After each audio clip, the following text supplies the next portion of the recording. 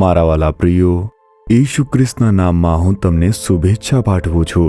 તમે કેમ છો? સ્વસ્થ છો ને? શું તમારી સામે મોટા સંઘર્ષો, સમસ્યા મહાન પર્વતની જેમ ઊભી છે? ગોલિયાત રાક્ષસ જેવી રીતે ડરાવવા માટે ઊભો હતો તેવી રીતે શું કોઈ સમસ્યા તમને ડરાવી રહી છે, પરેશાન કરી રહી છે? શું કરવું તે જાણતા નથી? શું ડરી રહ્યા છો? હા, મેં ઘણા ઉપાયોને અજમાવી જોયા છે.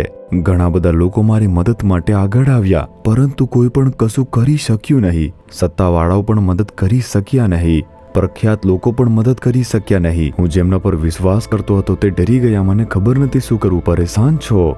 ઝખારિયા 4 અધ્યાય તેના 6 વચનમાં જુઓ. ત્યાં પ્રભુ કહે છે, પરાક્રમથી નહીં, તેમ બળથી પણ નહીં, પણ મારા આત્માથી, એવું સૈન્યોના ઈશ્વર યહોવા કહે છે. માણસના પરાક્રમથી નહીં કે તેની શક્તિથી નહીં, પરમેશ્વરની આત્મા ઉતરે તો જ વિજય મળશે. શું તમે દાઉદ અને ગોલિયાતના વિશે જાણતા નથી? ગોલિયાત એક વિશાળ હતો અને તે ઊભો રહ્યો હતો. તે ખૂબ જ શક્તિશાળી હતો, બળવાન હતો. તેની સામે કોઈ પણ જીતી શક્યું ન હતું. સૈન્ય પણ તેનાથી ડરી રહ્યું હતું. અને આવી એક ભયંકર સ્થિતિમાં પવિત્ર આત્માથી ભરપૂર નાનો છોકરો દાઉદ તેના વિરુદ્ધ ઊભો થયો. તે તેની તરફ જોયું પરંતુ ડર્યો નહીં.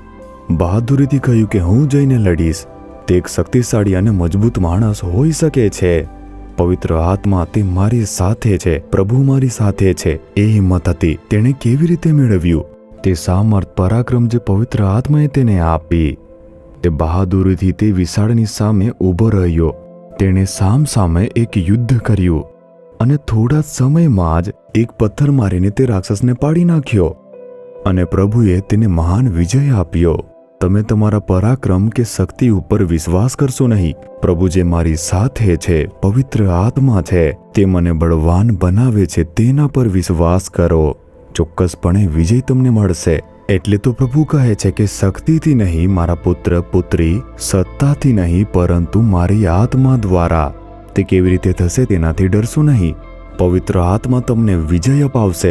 તે જય અપાવશે. તમે જીતશો. તમે કાબુ મેળવશો. તમે લજ્જિત થશો નહીં. તમે ગોલિયાતને જોશો કે તે ઊભો થાય છે અને નીચે પડી જાય છે. તમે જોશો કે વિશાળકાય નકામું છે. ગભરાશો નહીં. પવિત્ર આત્મા માટે તમે સ્થાન આપો. પવિત્ર આત્માથી ભરાઈને તમે પ્રાર્થના કરો. પવિત્ર આત્માથી ભરાઈને તમે પ્રભુની સ્તુતિ કરો. તમે વિજય થશો, આમ પ્રભુ કહે છે. શું તમે કહેશો, હે પ્રભુ, પરાક્રમથી નહીં, શક્તિથી નહીં, તમારા આત્માથી હું વિશ્વાસ કરું છું. હું પવિત્ર આત્માની સામર્થ્યથી જીતીશ. હું તેના પર કાબુ મેળવી લઈશ અને હું વિજય થઈશ. પ્રભુ, હે પ્રભુ, તમે મને વિજય અપાવશો અને મને વિજયના માર્ગમાં તમે દોરી જશો તે માટે સ્તુતિ થાઓ. ઈશુના નામમાં આમેન, આમેન.